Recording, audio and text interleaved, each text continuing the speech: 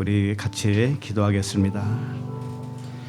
고린도후서 13장 11절에 보면 이런 말씀이 있습니다. 마지막으로 말하노니 형제들아 기뻐하라.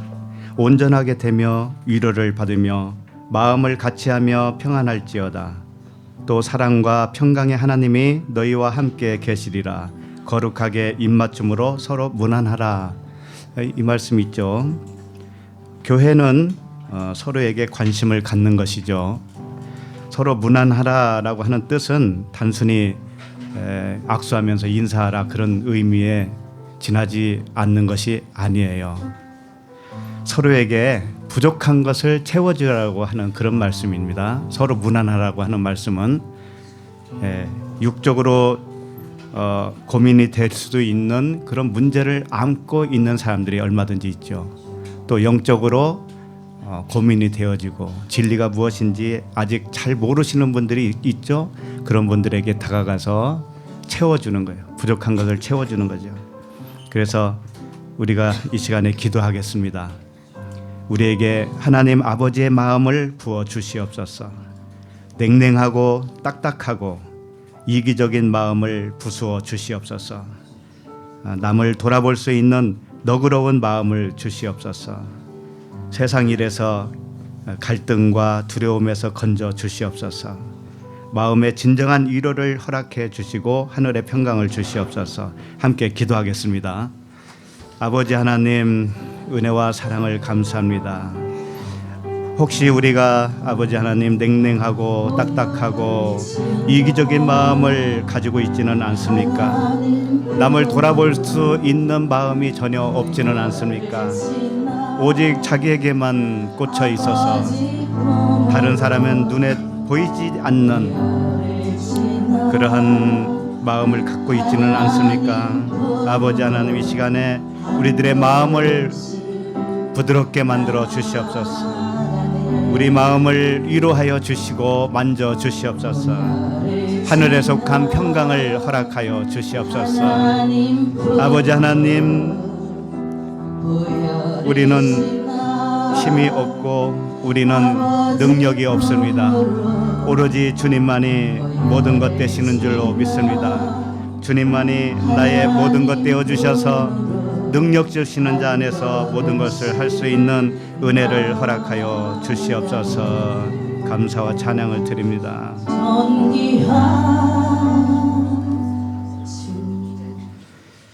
아버지 하나님, 교회 공동체가 서로 돌아보며 기쁨과 즐거움을 나눌 수 있게 하여 주시옵소서.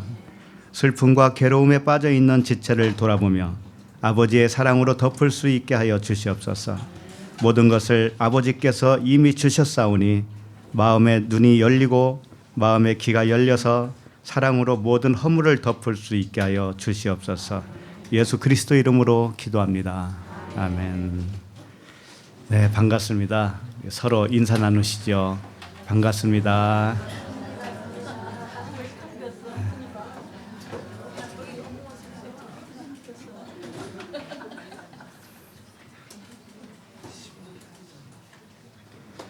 광고 한 가지 드리겠습니다.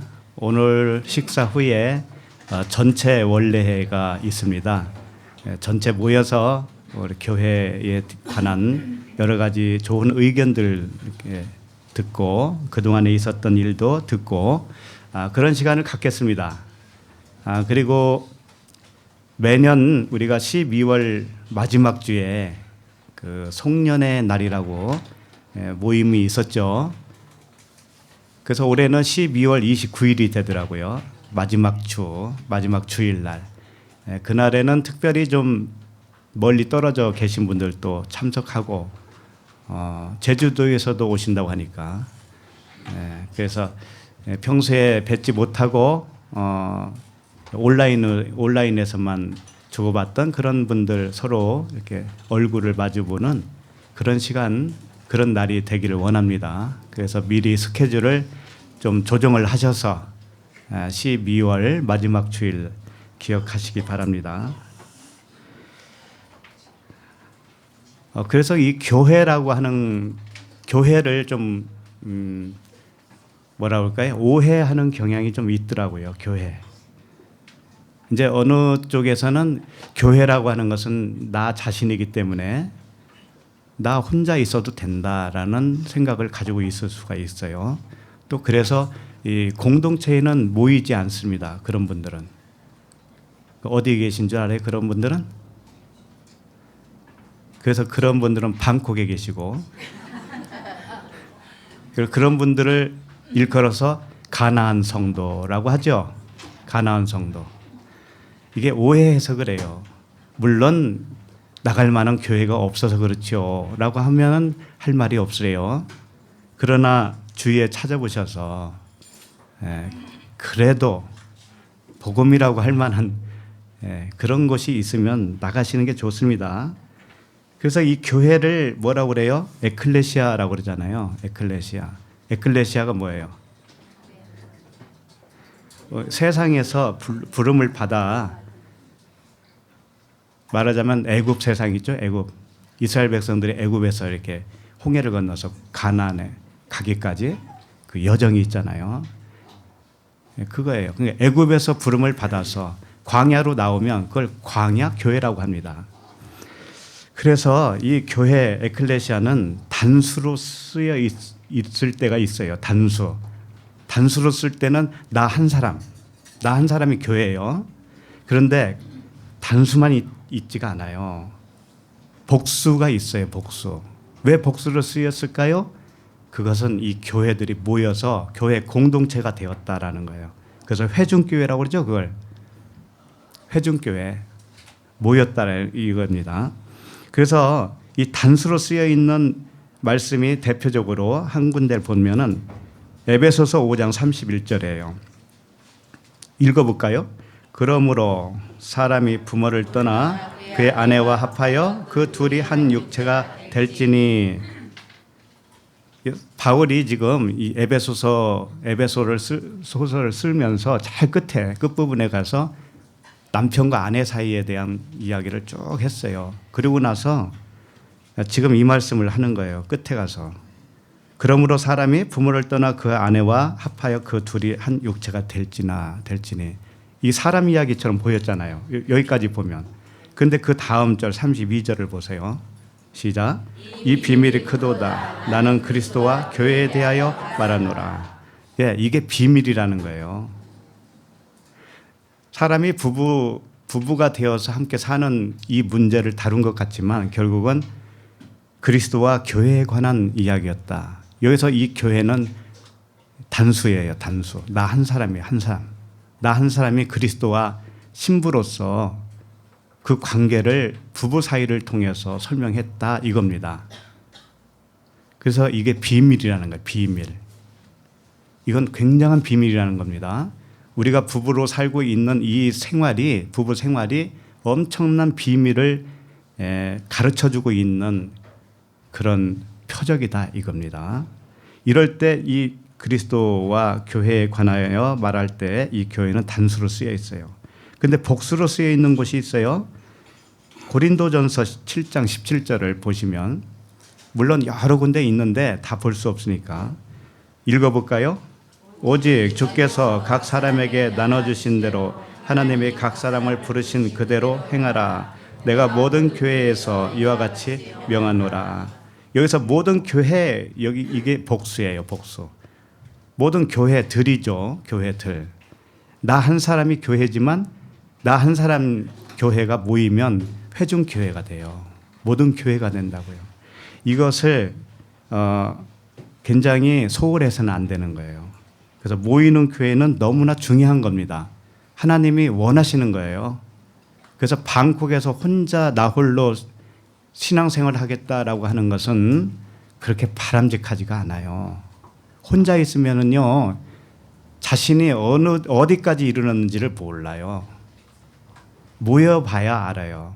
모여서 부딪히고 이야기를 나누고 대화를 해봐야, 생활을 같이 해봐야 내가 어느 정도에 와 있구나. 지금 광야인가 애굽인가 몰라요. 혼자 있으면 잘 몰라요.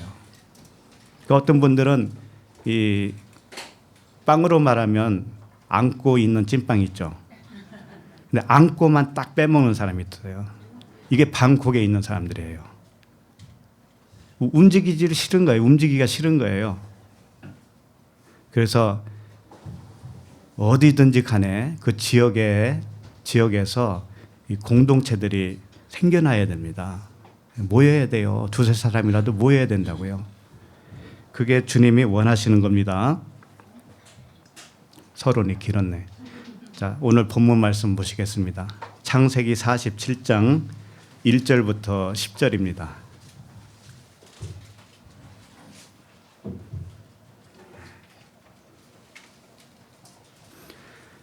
자, 함께 읽겠습니다. 시작.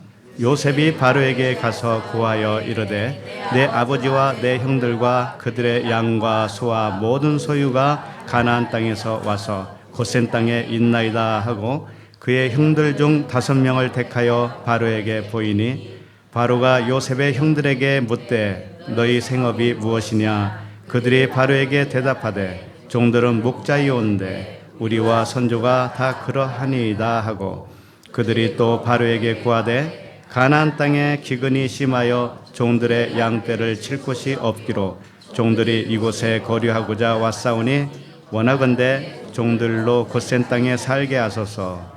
바로가 요셉에게 대하여 내 아버지와 형들이 내게 왔은즉 애굽 땅이 내 앞에 있으니 땅의 좋은 곳에 내 아버지와 내 형들이 거주하게 하되 그들이 고센 땅에 거주하고 그들 중에 능력 있는 자가 있거든 그들로 내 가축을 관리하게 하라. 요셉이 자기 아버지 야곱을 인도하여 바로 앞에 서게 하니 야곱이 바로에게 축복하며 바로가 야곱에게 묻되 내 나이가 얼마냐 야곱이 바로에게 아뢰되 내 나그네 길의 세월이 130년이니이다.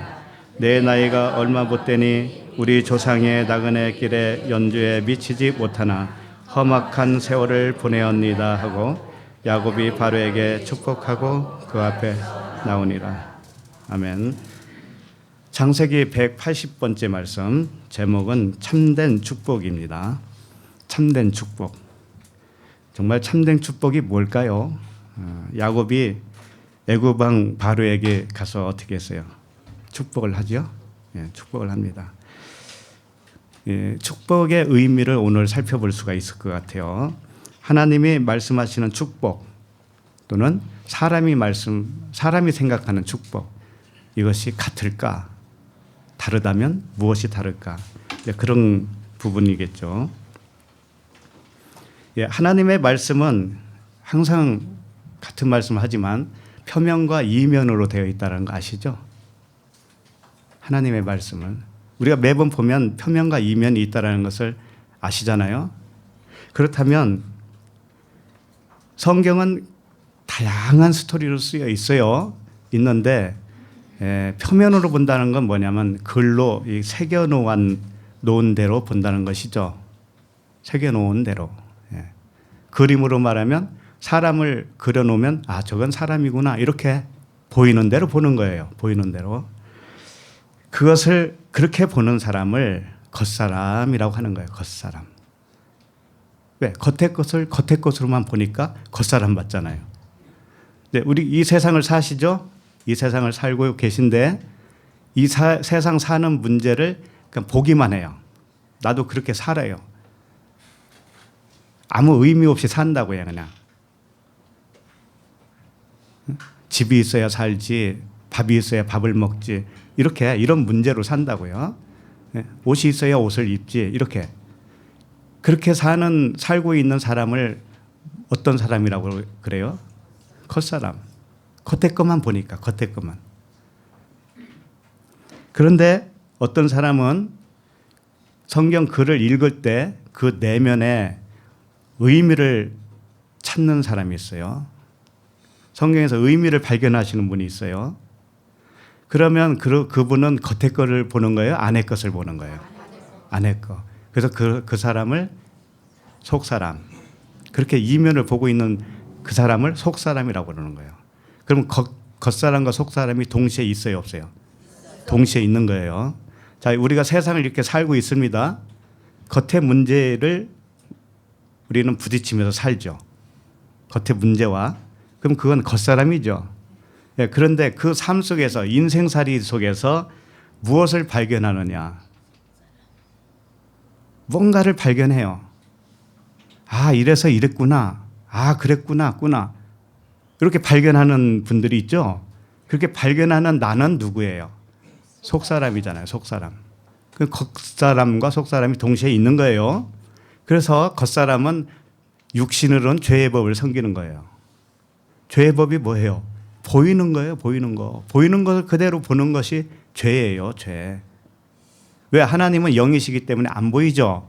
안 보이는데 반대편으로 나타났단 말이에요. 하나님을. 그러니까 이 세상이 하나님이셔요. 이 세상이. 세상 임금이에요. 그런데 그것은 반대편으로 나타났다고 해서 그걸 사탄이라고 하는 거예요. 졸지 마시고 사탄이 뭔지를 이제 물어볼 거예요. 사탄이 뭐라고 그랬어요? 하나님은 영이시고 안 보이셔요. 천국은 안 보여요. 그런데 그걸 가르쳐 주기 위해서 반대편으로 나타났다고. 눈에 보이죠? 그걸 육체라고 그러고 하고 그걸 사탄이라고 그런다고. 그리고 그걸 귀신이라고도 해요. 그리고 그걸 마귀라고도 해요. 자, 그런데 이 귀신, 마귀, 사탄이 변해야 되죠. 그럼 어떻게 변하나? 예.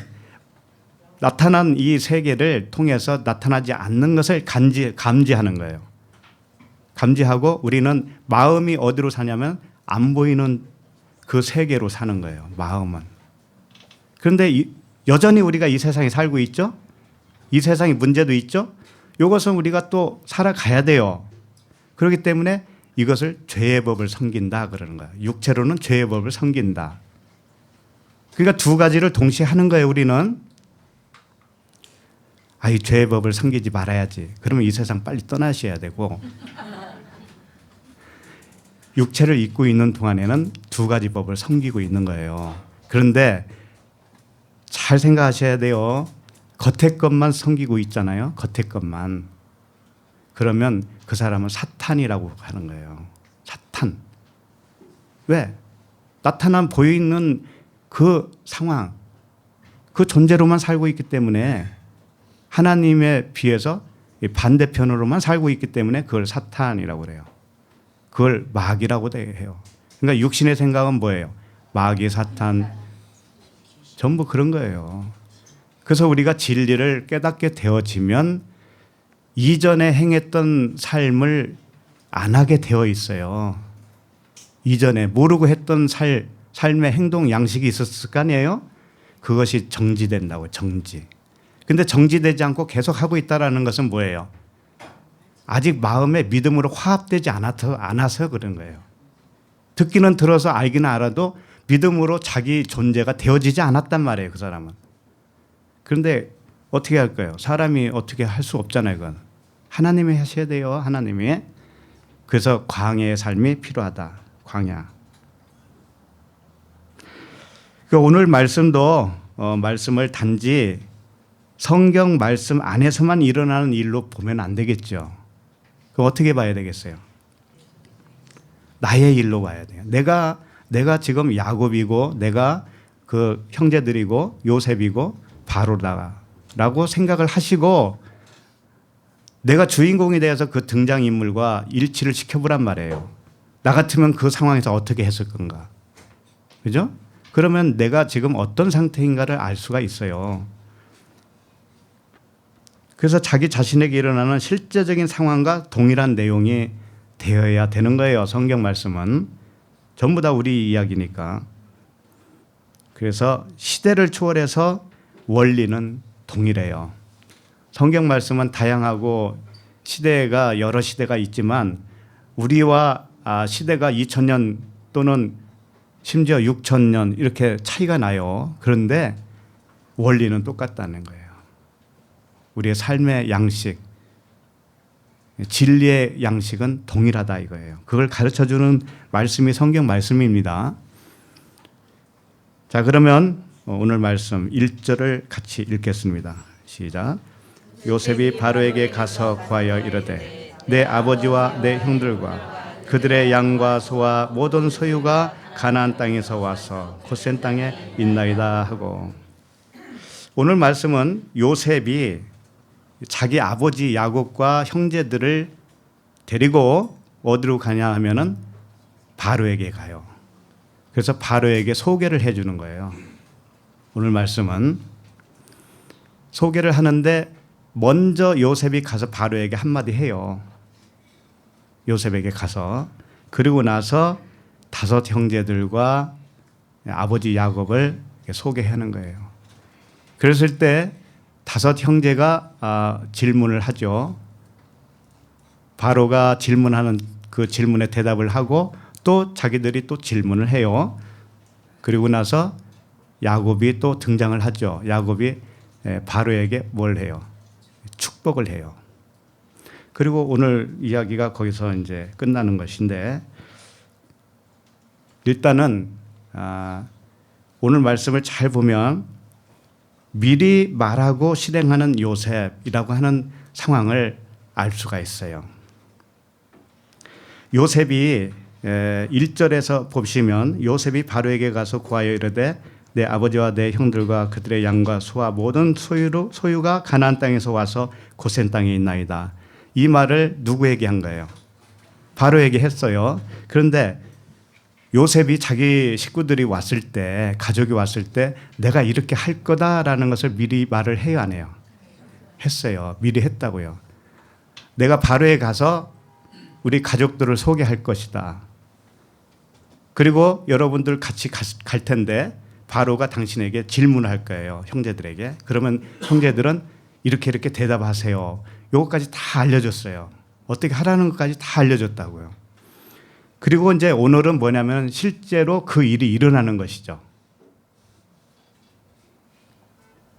지금 무슨 말을 하고 싶은가 하면은 하나님은 이 요셉을 통해서 하나님 자신을 지금 우리에게 알려주고 계시죠.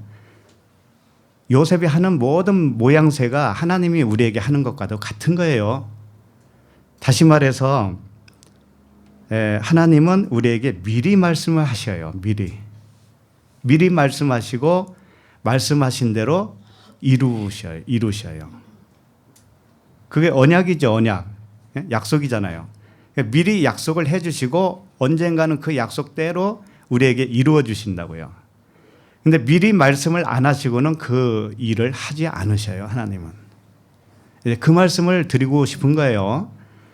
그래서 창세기 46장 이미 지나간 말씀을 보면 31절, 32절을 보면 한번 읽어볼까요? 시작. 요셉이 그의 형들과 아버지의 가족에게 이르되 내가 올라가서 바로에게 아뢰어 이르기를 가나안 땅에 있던 내 형들과 내 아버지의 가족이 내게로 왔는데 32절 그들은 목자들이라 목축하는 사람들이므로 그들의 양과 소와 모든 소유를 이끌고 왔나이다. 이렇게 요셉이 미리 말씀을 했어요. 가족들에게, 아버지와 그 형제들에게 내가 바로에게 가서 이렇게 여차여차 얘기할 거니까 그대로 지금 그 말을 실행을 하고 있어요. 오늘 본문은 이렇게 미리 말하고 후에 실행하는 이야기가 뭐가 중요합니까? 뭐 이렇게 질문할 수도 있겠지만 이건 엄청난 중요한 사건이에요. 그리고 하나님이 하시는 방식이에요. 하나님이 하시는 방식. 구원의 방식이란 말이죠. 그래서 마태복음에도 그런 말씀이 있어요. 24장 25절을 볼까요? 시작. 보라, 내가 너에게 미리 말하였노라. 네. 주님은 미리 말씀하셨다 이거예요. 미리 말씀하셨다. 내가 떠나가는 것이 너에게 유익이다. 왜? 내가 떠나가면 너에게 다시 올 수 있잖아. 자, 이런 말씀, 약속의 말씀을 수도 없이 미리 말씀을 해 주셨어요. 그 다음에 마가복음 13장 23절에도 너희는 삼가라. 내가 모든 일을 너에게 미리 말하였노라. 왜 미리 말해야 했을까요? 하나님은. 예? 요셉이 가족에게 내가 이렇게 할 거예요. 당신에게 바로가 뭘 물어보면 이렇게 대답하세요. 이런 것까지 다 가르쳐 줬어요. 그리고 이제 오늘 본문 말씀은 그대로 그 일이 일어나는 겁니다. 자, 그럼 우리에게 적용을 해보세요. 우리에게 하나님이 뭔가를 미리 말씀해 주셨죠. 그게 뭐예요? 요한복음이나 요한이 써든 이런 데를 보면은 끝부분에 가서 내가 이렇게 이른 말은 너에게 영생이 있음을 알게 하려 함이라. 이런 말씀이 있어요. 영생이라는 것이 우리가 죽어서 가는 천국, 물론 그 천국도 천국이지만 우리에게 이 시간에 이 세상을 사는 동안에 주고 싶은 것이 있다라는 거예요. 이 세상 말고 이 보이는 세상은 누구나 살고 있잖아요. 그죠? 누구나 살아요. 이 세상에서는. 그런데 그것은 참 평안이 없어요. 주님이 무엇을 주시기 위한 거냐면 영생이고 평강이고 샬롬을 주겠다 이거예요. 샬롬을 주겠다. 그런데 그걸 너희들이 받으려면 그냥 받아지는 게 아니야. 내 말이 믿어져야 받아지는 거야 라고 하는 거예요. 그래서 미리 말씀을 하시고 언젠가는 그 믿음으로 그걸 취할 수 있도록 해 주세요. 그래서 왜 미리 말해야 하는가? 요한복음 14장 29절을 보도록 하겠습니다. 시작. 이제 일이 일어나기 전에 너에게 말한 것은 일이 일어날 때에 너희로 믿게 하려 함이라. 예. 일이 일어나기 전에 너에게 말한 것은 그 이유는 뭐라는 거예요? 믿게 하려 함이라. 일어날 때, 그 일이 일어날 때 믿게 하려 함이라. 오늘 스토리로 보면 지난주에 미리 말씀을 요셉이 말을 해주고 이제 오늘 요셉 가족과 함께 어디 갔어요? 바로에게 갔잖아요. 그랬더니 바로가 질문도 똑같이 하고 결국은 고센 땅을 허락을 받았습니다. 고센 땅을 요셉이 미리 얘기한 것 같이 고센 땅을 받았어요. 고센 땅이 영생이잖아요. 그러니까 이 원리가 우리에게 똑같단 말이에요. 그래서 미리 말해줬어요. 미리 말해주고 나중에 일어나는 일을 보면서 이건 하나님이 틀림없으시구나. 이걸 믿게 되겠어요? 안 믿게 되겠어요? 믿게 되죠. 그래서 사람은 미리 말해줄 수 있어요? 없어요? 사람은. 점쟁이도 맞아요? 네. 점쟁이는 하나님의 모형이에요. 그걸 아셔야 돼요. 하나님에 대한 진리를 가르쳐 주기 위해서 점쟁이를 이 세상에 둔 거예요. 점쟁이가 어느 정도 맞히는 듯 하잖아요. 근데 이건 모형이기 때문에 그것은 진리가 아니란 말이에요. 근데 하나님은 모든 걸 아시고 맞춰요. 그러니까 미리 말씀을 해 주시는 거 우리에게. 미리 말씀하시고 그대로 실행을 할 수 있는 분은 하나님밖에 안 계신 거예요. 그래서 그걸 보면서 우리가 믿음을 가질 수가 있죠. 그렇게 하기 위해서, 믿음을 주기 위해서. 예를 들면 누군가가 당신 복권 하나 사세요. 한 달 후에 1등 복권 당첨될 거예요. 누가 미리 얘기를 했다고 합시다. 그래서 복권을 샀어요. 그랬더니 그게 당첨이 됐어요. 그러면 그 사람이 미리 말한 사람이 진짜구나라고 믿어져요? 안 믿어져요? 믿어지잖아요. 그럴 인간은 없지만 하나님은 그런 방법이다 이거예요. 하나님은. 자, 그래서 마가복음 4장 22절 23절을 좀 읽겠습니다. 시작. 드러내지 않고는 숨긴 것이 없고 나타내려 하지 않고는 감추인 것이 없느니라. 들을 게 있는 자는 들으라. 이게 무슨 얘기냐면은 어떤 일을 미리 말해주면 그 일은 그때부터 숨겨진 일이 되는 거예요. 미리 이야기를 안 해주면 미래에 대해서 우리가 알아요? 몰라요? 전혀 모른다고요. 그냥 모른 채 살고 있겠죠.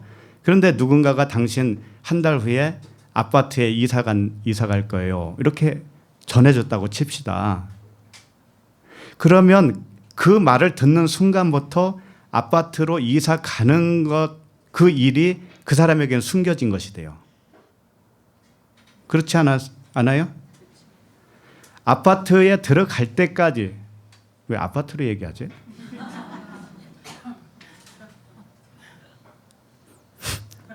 좀 더 큰 걸로 얘기할 거야. 어쨌든 그 당첨이 되어서 입주할 때까지는 그 사람에게 일어난 일이에요? 아니에요. 아니죠. 그렇기 때문에 숨겨졌다라고 하는 거예요. 그게 숨겨졌어요. 그런데 숨겨진 것은 언제부터 그 일이 숨겨진 거죠? 말을 들은 후. 그렇잖아요. 그 소식을 들은 직후부터 그 일은 숨겨진 거예요. 그 사람에게.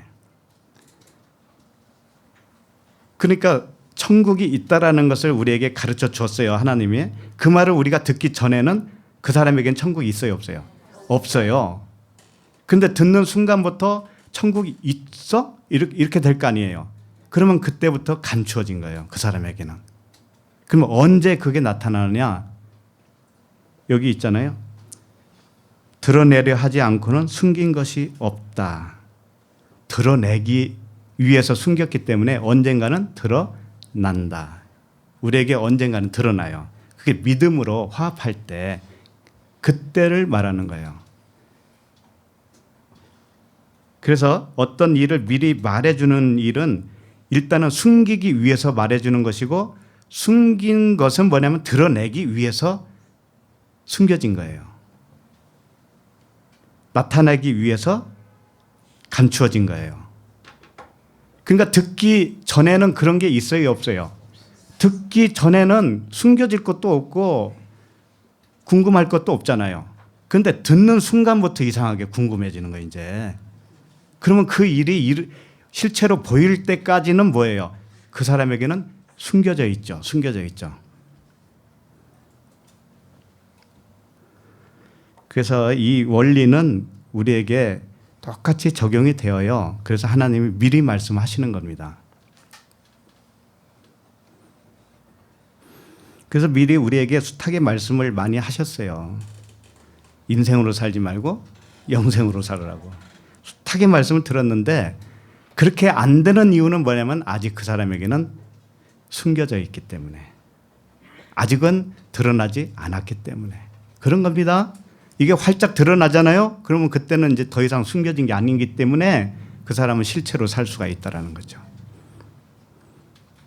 그러니까 한마디로 말하면 그 드러나지 않고 숨겨진 것이 뭐냐면은 둘째 것이잖아요. 둘째 것.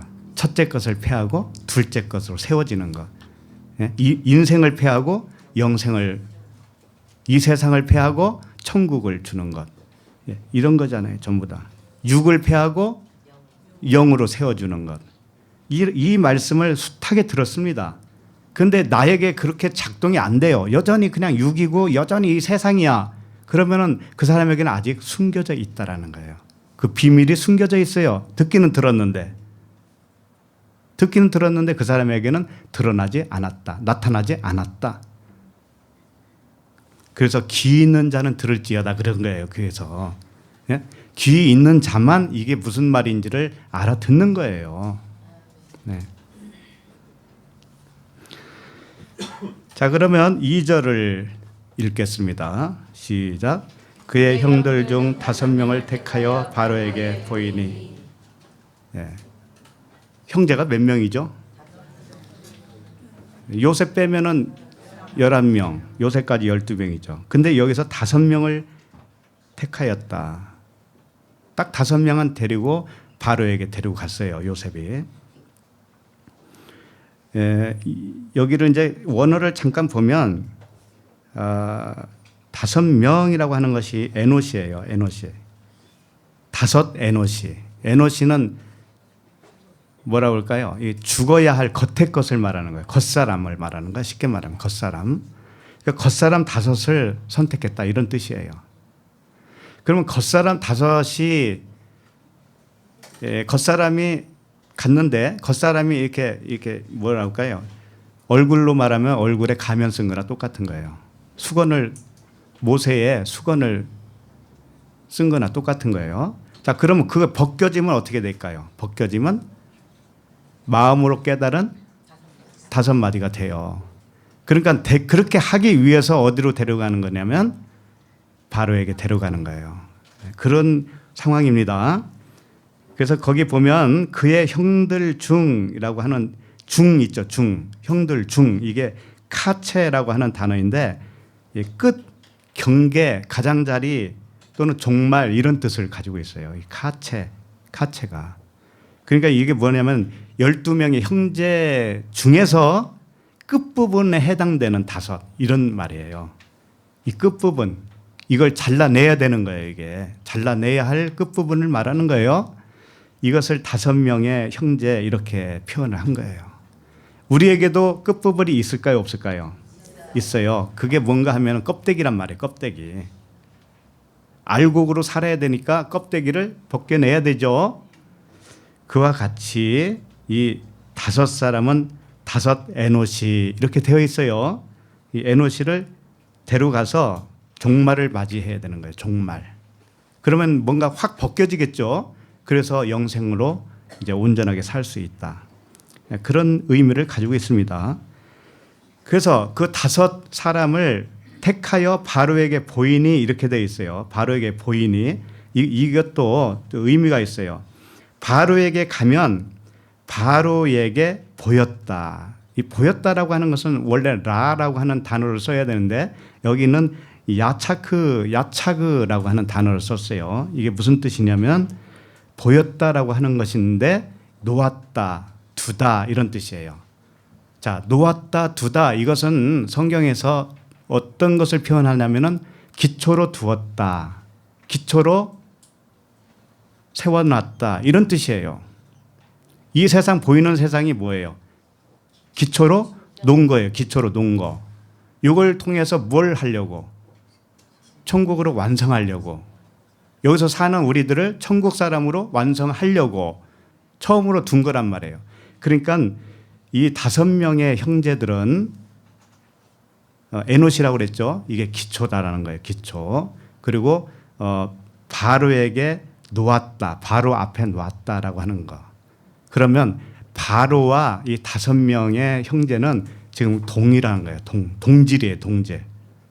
바로도 껍데기고 이 형제들도 껍데기로 지금 같이 이게 나란히 있는 거예요. 일단 그렇게 표현을 하는 거예요. 그러니까 복음은 뭐냐면 항상 저녁이 되고 아침이 되고 이렇게 되는 거라고 그랬죠. 예. 처음에 겉의 것이 먼저 보여지고 그다음에 그것을 깨져서 안의 것이 나오게 되는 거예요. 이것을 반복적으로 표현하고 있어요. 성경은. 반복적이에요. 표면이 깨져서 이면이 드러나는 것. 이것을 지금 하려고 작업을 하고 있는 중이죠. 자, 그러면 3절을 읽겠습니다. 3절 시작. 바로가 요셉의 형들에게 묻되 너희 생업이 무엇이냐? 그들이 바로에게 대답하되 종들은 목자여온데 우리가 선조가 다 그러하니. 네. 바로가 요셉의 형제들에게 물었어요. 먼저 너희들의 생업이 뭐냐? 너희들의 직업이 뭐냐? 이거예요. 똑같은 단어예요. 직업, 생업. 생업이 무엇이냐? 이미 요셉이 이렇게 바로가 너희들에게 물어볼 거라고 얘기해 줬어요? 안 했어요? 해줬어요. 미리 말씀을 한 것이 지금 똑같이 일어나고 있는 거예요. 그랬더니 대답도 잘했죠. 요셉이 알려준 대로 대답을 한 거예요. 자, 창세기 46장 33절, 34절을 좀 보도록 하겠습니다. 요셉이 미리 알려줬어요. 그 부분을 읽겠습니다. 시작. 바로가 당신들을 불러서 너희의 직업이 무엇이냐 묻거든 당신들은 이르기를 주의 종들은 어렸을 때부터 지금까지 목축하는 자들이 온대 우리와 우리 선조가 다 그러하니이다 하소서. 애굽 사람은 다 목축을 가증히 여기나니 당신들이 고센 땅에 살게 되리라. 네, 바로가 너희들이 직업이 뭐냐 이렇게 물어볼 거라는 거죠. 근데 오늘 물어봤죠. 네, 그러면 어떻게 대답하라는 거예요? 우리는 목축하는 자들입니다. 이렇게 대답하라는 거예요. 그러면 무슨 땅을 줄 거라는 거죠? 고센 땅. 예. 그런데 여기 한 가지가 있어요. 요셉이 시키지 않은 말을 했어요. 이 형들이. 요셉이 이렇게 하라고 다 가르쳐 줬는데 가르쳐 준 대로 다 했는데 자기네들이 알아서 한 말이 있어요. 그게 뭔가 하면은 그 다음 절이에요. 자, 4절을 읽겠습니다. 시작. 그들이 또 바로에게 고하되 가나안 땅에 기근이 심하여 종들의 양떼를 칠 곳이 없기로 종들이 이곳에 거류하고자 왔사오니 원하건대 종들로 고센 땅에 살게 하소서. 네. 이 말은 요셉이 가르쳐주지 않은 말이에요. 그런데 이 형들이, 5형들이 바로에게 한마디 더 한 거예요. 그게 뭐냐면은 우리는 가나안 땅에 살고 있었는데 기근이 와서 더 이상 살 수가 없어요. 양칠 곳이 없어요. 그래서 여기로 거류하고자 왔습니다. 그러니 고센 땅을 주세요. 이렇게 요청을 한 거죠. 자, 우선 왜 이런 일이 벌어졌을까요? 이들이 요셉이 먼저 가르쳐 준 이야기는 아니죠. 고센 땅을 달라고 하라고 하지는 않았어요. 바로가 알아서 줄 거라고 그랬다고. 바로가 알아서 고센 땅을 줄 거예요. 너희들에게, 당신들에게. 근데 이들이 고센 땅을 달라고 요청을 했다니까요. 왜 그랬을까요? 자, 이와 같은 거예요.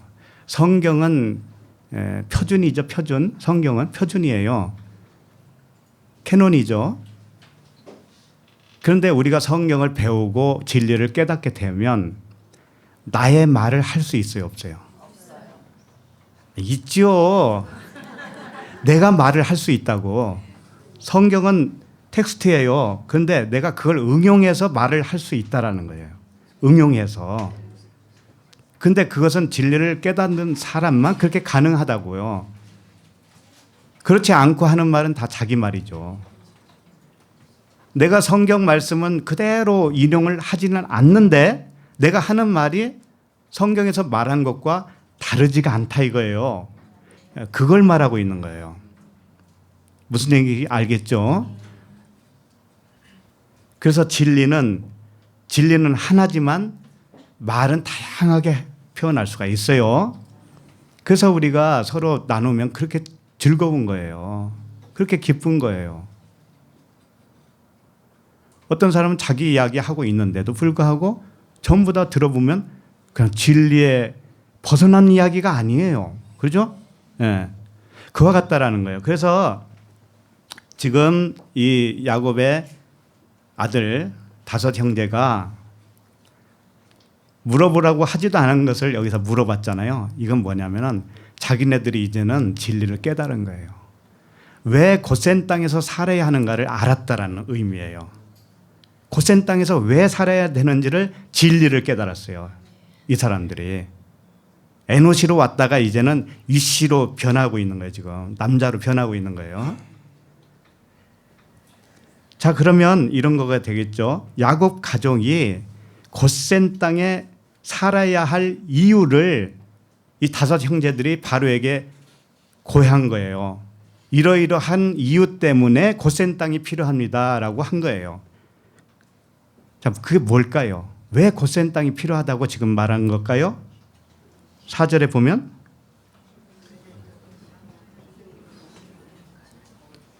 자, 봐요. 4절을 다시 보시면 그들이 또 바로에게 고하되 하지 말라는 얘기를 하라는 얘기도 안 했는데 했어요. 이건 적용이란 말이에요. 적용. 무슨 말씀인지 알겠죠? 우리도 똑같이 성경 말씀을 들어요. 설교를 들어요. 그러나 나에게서 적용이 일어나야 돼. 네, 내 말로 할 수가 있어야 돼요. 아니, 토브 에클레시아 그 양반이 이렇게 말했어. 그것은 소용없어요. 그건 내가 말한 거잖아요.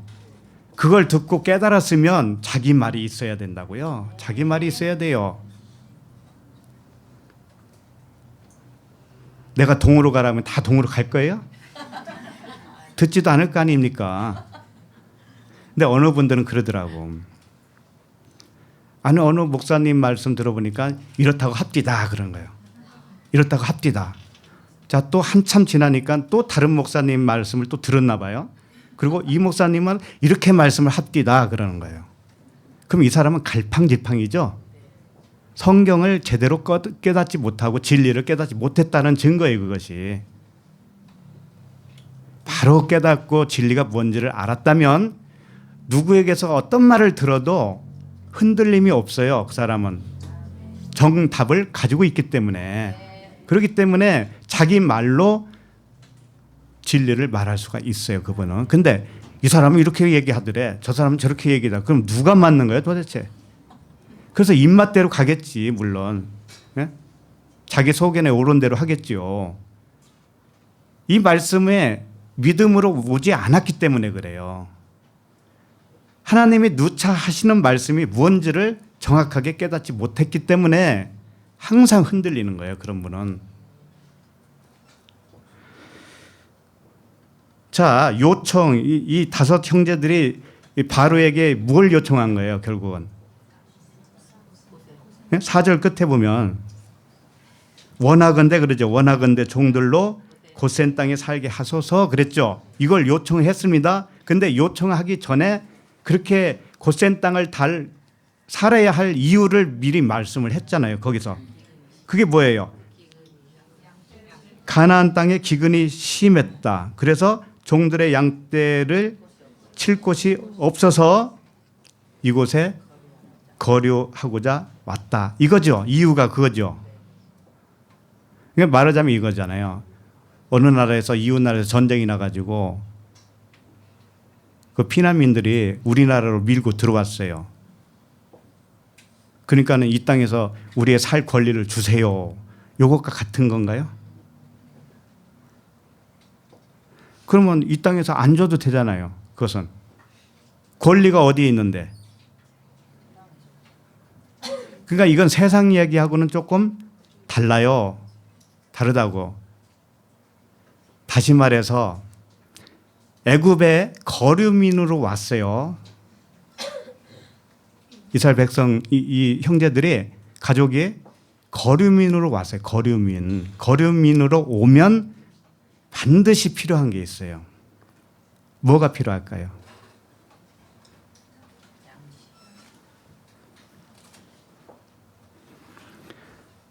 우리가 이 땅의 시민권자예요? 하늘의 시민권자예요?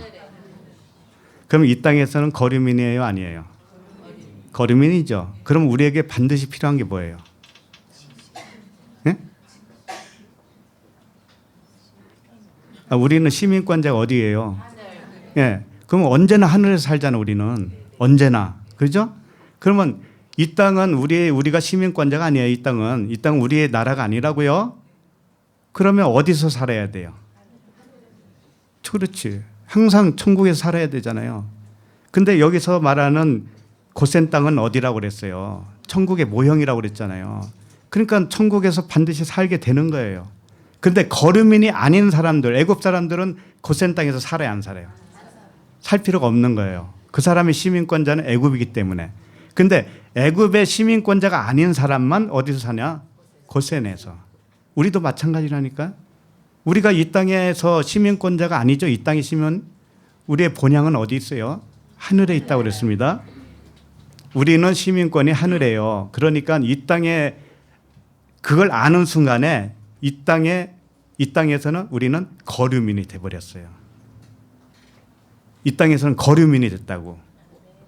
거류민이 뭐냐면 구르라고 하는 단어예요. 구르. 이게 임시로 체류한다라는 의미예요. 임시로. 외국인이라고 하는 의미예요. 외국인.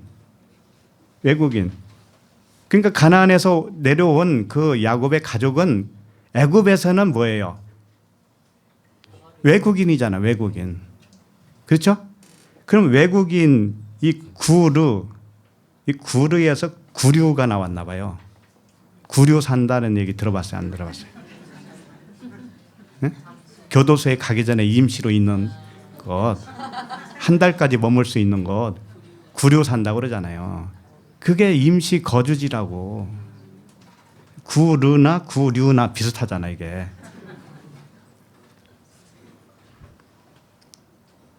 그러니까 구류 사는 것이 천국이에요, 사실은. 거기 가면 요셉이 꿈도 꾸고 꿈꾼 자도 만나고 다 그러잖아요, 거기서. 일이 벌어지잖아요. 그래서 그런데 우리는 왜 곧센 땅이 필요한가? 왜 우리는 천국이 필요한가? 왜 우리는 영생이 필요해요? 우리는 이 땅에서는 나그네이기 때문에, 외국인이기 때문에, 예, 외국인이기 때문에 천국에 살아야 돼요. 우리는. 그래서 그 천국을 주세요라고 하는 거예요. 그래서 하나님의 백성은 이와 같이 같은 고백을 하게 되는 겁니다. 이 땅이 좋습니다가 아니고 이 땅에서는 외국인이라니까, 외국인. 자, 베드로전서 2장 11절을 좀 보도록 하겠습니다.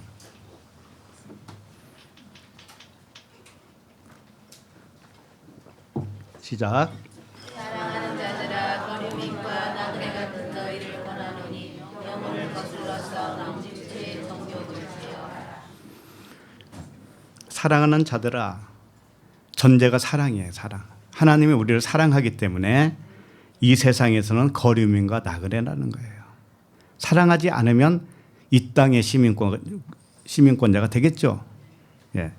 근데 사랑하는 자들아, 우리를 사랑하기 때문에 너희들은 거류민과 나그네야 라고 하는 겁니다.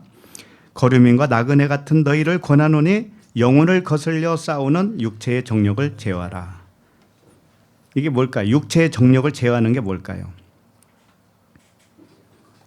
이 거류민은 외국인이라는 뜻이고 나그네라고 하는 의미는 손님이라는 뜻입니다. 손님. 이 땅에서는 손님이에요. 우리가. 이 세상에 대하여는 손님입니다. 손님 우리가. 그러니까 영원하지가 않죠. 근데 그렇게 거류민과 나그네이기 때문에 이 땅에서는 육체의 정욕을 제어해야 된다는 거예요. 그게 무슨 뜻이냐? 육체의 정욕, 사륵스죠. 육체, 사륵스. 그다음에 정욕은 에피투미아예요. 에피투미아. 에피투미아를 탐심이라고도 번역을 해요. 탐심. 이 탐심을 제어하라 이런 뜻이 되겠죠. 그럼 탐심이 뭐냐면은 이 세상은 우리 게 아니라고 했잖아요. 우리는 거류민이죠. 외국인이죠. 근데 이 세상을 자기 것으로 여기는 것, 이게 육체의 정욕이에요. 아니 이 세상에 우리는 거류민, 외국인과 손님으로 왔단 말이에요. 손님으로 왔는데 그럼 이 나라가 내 거예요, 아니에요? 아니잖아요. 근데 이 나라를 마치 내 것으로 여기고 산다라는 거예요. 이것을 육체의 정욕이다. 그렇게 표현한 겁니다. 근데 어떻게 여러분 한번 생각해 보세요. 각자 그렇게 살고 있는지. 이 세상은 나그네요. 뭐 그런 찬양도 있는데. 근데 이것도 진리적으로 생각을 해야지. 진리가 뭐예요? 이 땅은 하나님이 보이지 않는 나라를 가르쳐주는 표적으로 줬다는 거예요. 표적. 세메이온, 사인이란 말, 사인. 간판과 같다고. 이정표. 근데 이정표를 진짜로 여기면 어떻게 하겠냐고요. 말도 안 되겠죠. 그런 의미에서 우리는 나그네요. 거류민이라는 뜻이에요. 뭐 속세를 떠나자 그런 의미의 말씀들이 아니에요. 오해하시면 안 돼요. 그래서 주님도 이런 말씀하셨어요. 요한복음 17장 16절 같이 읽어볼까요? 내가 세상에 속하지 아니한 같이 그들도 세상에 속하지 아니하였사옵나이다. 주님이 그러는 거예요. 나는 육체로 왔지 너희들이 보이지 그러나 이건 보이는 것은 죽을 거 아니야? 죽어 없애버릴 거야 내가. 없애버리는 것이 뭐냐면 진짜를 가르쳐주는 걸 의미하는 겁니다. 진짜를 가르쳐주면 보이는 것은 없어지는 거예요. 그래서 너희들이 이 보이는 세상에 속하지 않았다라는 거예요. 왜? 그 이면의 것을 알고 살고 있지. 그러면 겉의 것으로 사는 거 아니잖아. 그래서 세상에 속하지 아니했다라는 거예요. 주님이 그렇게 하는 것 같이 우리도 똑같이 주님과 같이 똑같이.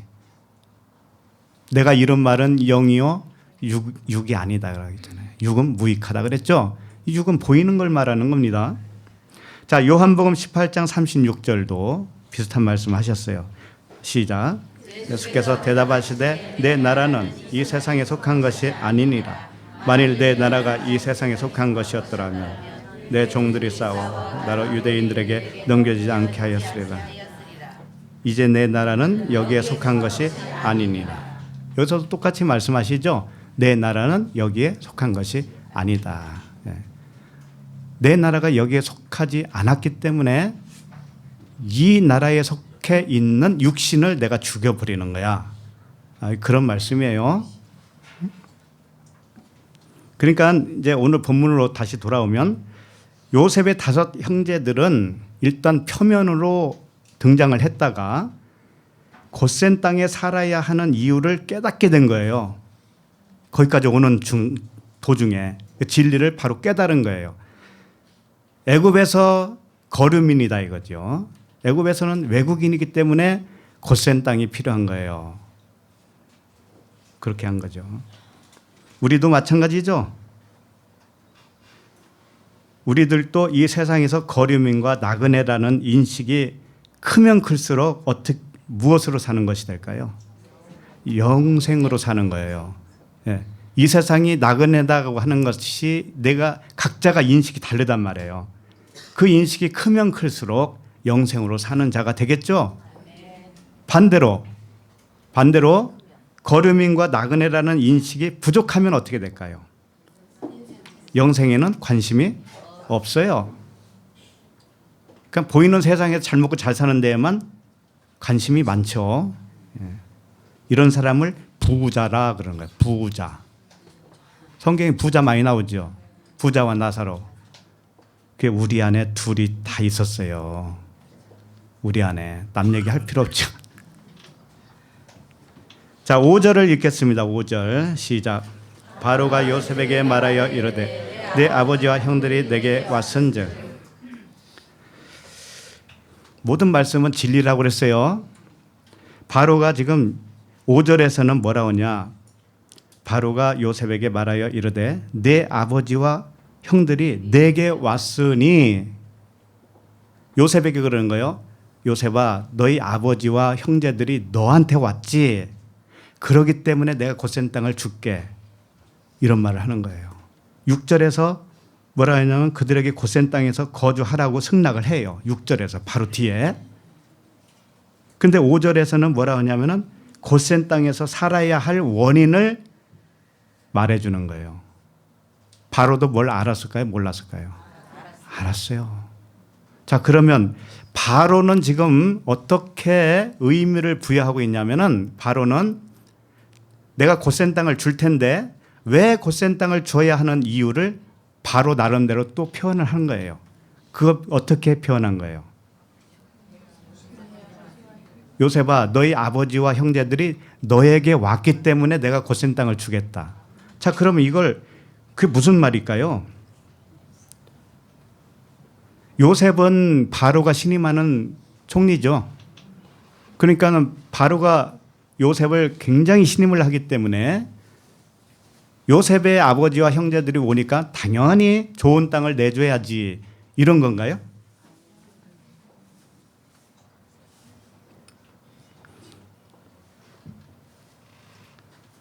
그렇게 했다가 만약에 큰 코 다치면 어떻게 하려고?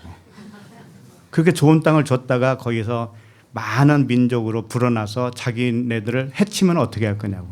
나중에 그런 얘기 하잖아요. 바로가. 또 다른 바로가 그런 얘기 해요. 저들이 너무 많이 불어나서 우리를 해칠지 모르니까 노역을 시키자, 종을 삼자, 그런 말을 해요, 안 해요? 한다고요. 근데 그걸 예측을 못 할까요? 어느 바보가. 예를 들면 우리나라에 다른 민족이 왔어요. 그래서 가장 좋은 땅을 주었어요. 자기 원주민들은 지방으로 밀려가게 하고 서울 노른자 땅을 다 거기서 살아라고 줬단 말이에요. 그랬다가 어떻게 하려고? 이 민족이 씨가 말릴 수도 있어요. 그러니까 이건 세상적인 얘기가 돼요, 안 돼요? 아니란 말이에요. 그렇다면 바로의 대답은 무엇을 의미하는 말씀일까요? 이게 분명히 진리일 텐데. 요셉의 아버지와 형제들이 요셉에게 왔기 때문에 고센 땅을 주겠다. 참 이게 알다가도 모르겠죠. 자, 요한복음 6장 37절을 보도록 하겠습니다.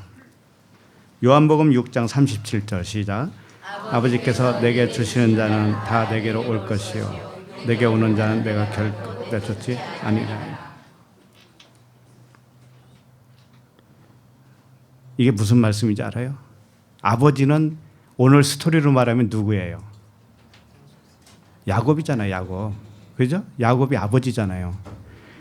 그 아버지께서 내게 주시는 자. 오늘 스토리에서는 내게 할 때 그 사람은 누구예요? 요셉이잖아요. 요셉. 요셉이 예수 그리스도의 모형이니까. 그죠? 그러면 아버지가 야곱이 자기 아들들을 데리고 누구에게 온 거예요? 요셉에게 왔잖아요.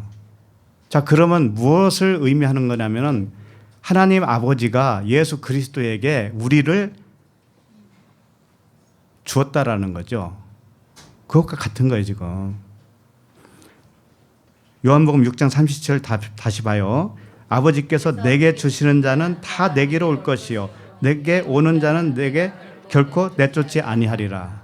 요셉이 자기 아버지가 자기 형제들을 데리고 다 자기에게 왔잖아요. 근데 한 명이라도 내쫓았어요? 안 쫓았죠. 그러니까 이게 모형인데 이 말씀이 응하게 된 거란 말이에요, 지금. 창세기에서 미리 말씀했지만 주님이 오셔서 그 말씀을 이루어 주시는 거예요, 지금. 그러니까 우리에게도 하나님 아버지가 예수 그리스도에게 우리를 인도한 겁니다. 그랬더니 예수 그리스도께서 우리를 버리지 않는 거예요. 그렇기 때문에 고센 땅을 주겠다 이런 말이에요. 그렇기 때문에 하나님 아버지가 예수 그리스도에게 인도했기 때문에 그 사람은 반드시 천국에서 사는 거야. 이 말씀이란 말이죠. 자, 요한복음 6장 44절도 보겠습니다. 시작. 나를 보내신 아버지께서 이끌지 아니하시면 아무도 내게 올 수 없으니 오는 그를 내가 마지막 날에 다시 살리리라. 아버지께서 이끌지 아니하시면, 스토리로 말하면 야곱이 아버지예요. 아버지. 아버지가 승낙을 했기 때문에 애굽에 왔죠. 그동안에 우리 스토리를 봤죠. 야곱을 설득하는 아들들, 설득 안 당하려고 하는 야곱, 이런 줄다리기를 쭉 봤잖아요. 거기 그런 줄다리기 속에서 진리를 하나하나 다 깨달아 가잖아요. 그렇게 해서 결국은 애굽으로 내려왔죠. 내려온 것이 뭐냐면은 그리스도에게 아버지께서 우리를 아버지께서 그리스도에게 인도한 것과도 같은 거예요. 예? 이끌었다 이거죠. 아버지께서 이끌었다. 요한복음 6장 65절도 보도록 하겠습니다. 시작. 또 이르시되 그러므로 전에 너에게 말하기를 내 아버지께서 오게 하여 주지 아니하시면 누구든지 내게 올 수 없다 하노라 하시니라. 아버지께서 반드시 이끌어 줘야 되는 거예요. 아버지께서 그리스도에게 우리를 인도해 주셔야 돼. 넘겨 주셔야만이 하나님의 백성이 될 수가 있다 이거예요.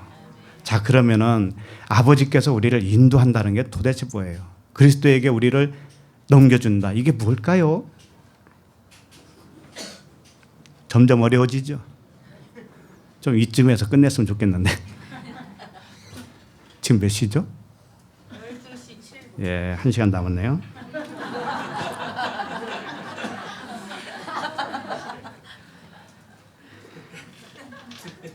아버지께서 내게 주시는 자는 내라고 하는 사람은 누구예요?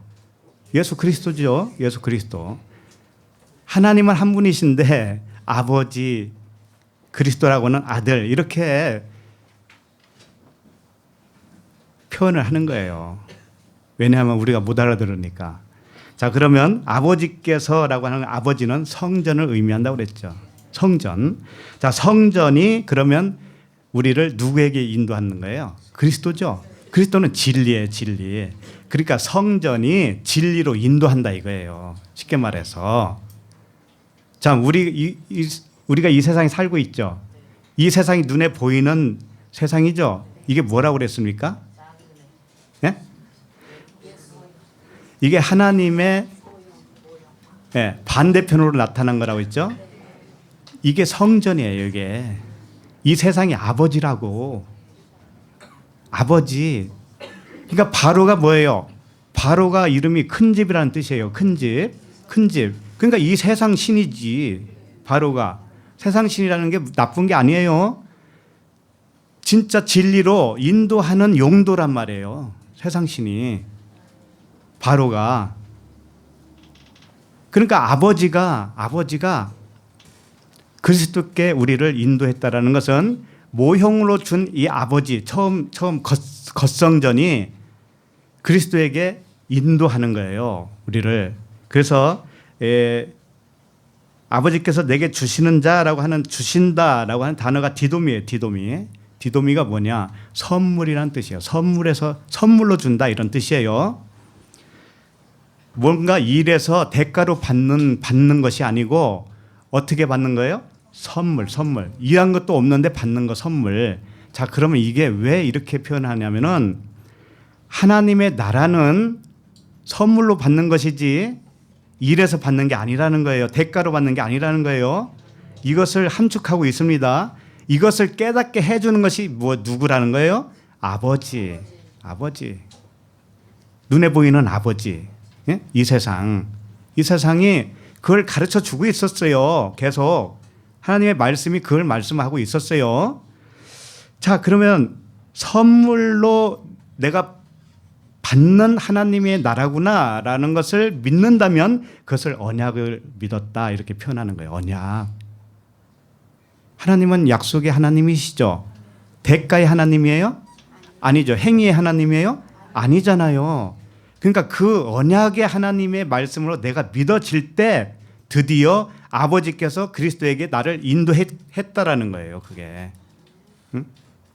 자, 그 다음에 아버지께서 이끌지 아니하시면 하고 말씀도 있죠. 이건 뭐냐? 이끌다라고 하는 단어는 뭐냐면은 헬키오라고 하는 단어예요. 헬키오. 이게 뭐냐?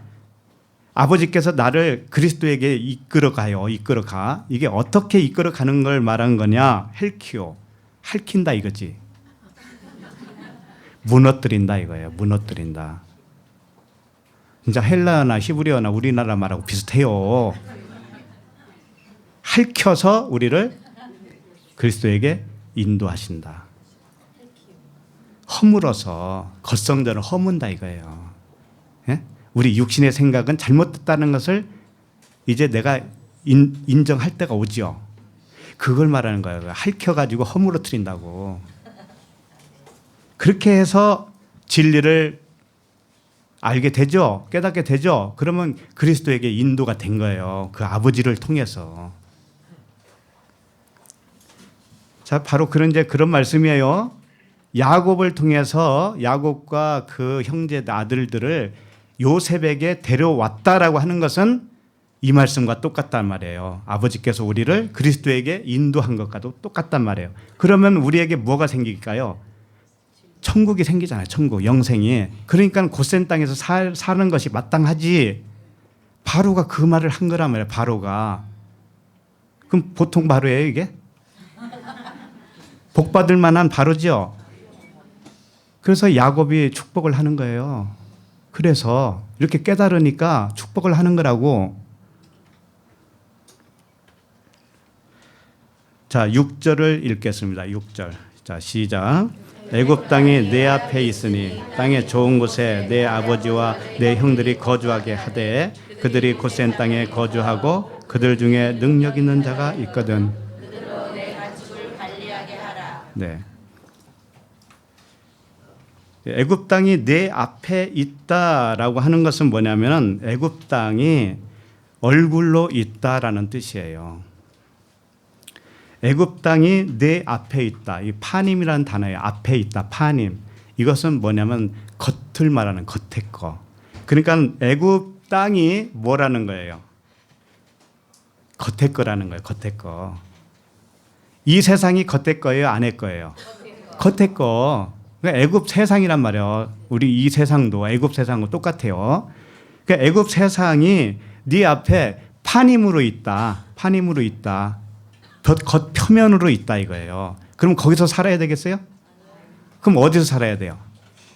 고센 땅에서 사는 게 맞잖아요. 진리를 깨달은 분들이니까. 그렇죠? 그 말을 하고 있다니까 지금.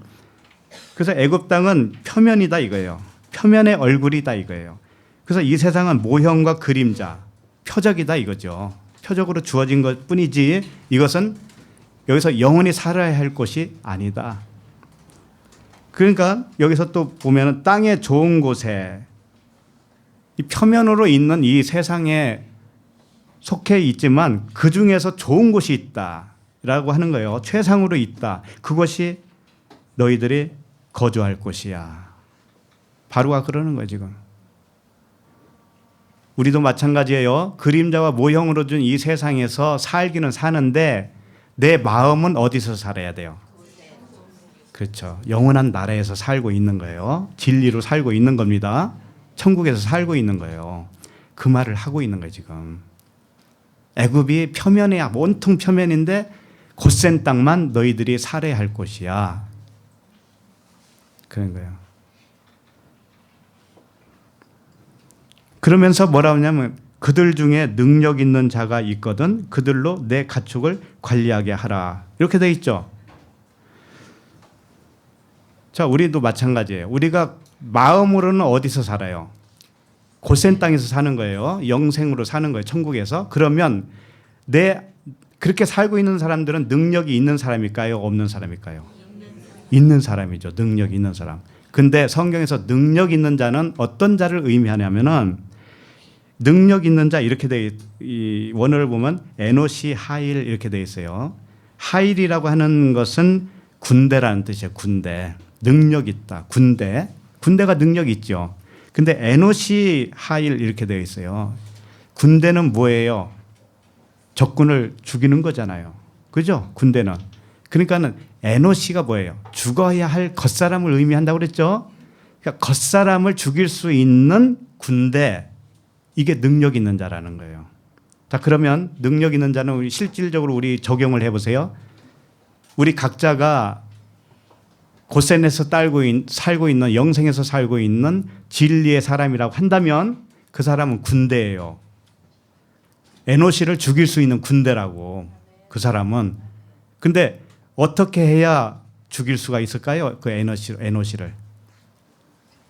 진리를 가르쳐 줘야 되잖아. 그렇죠?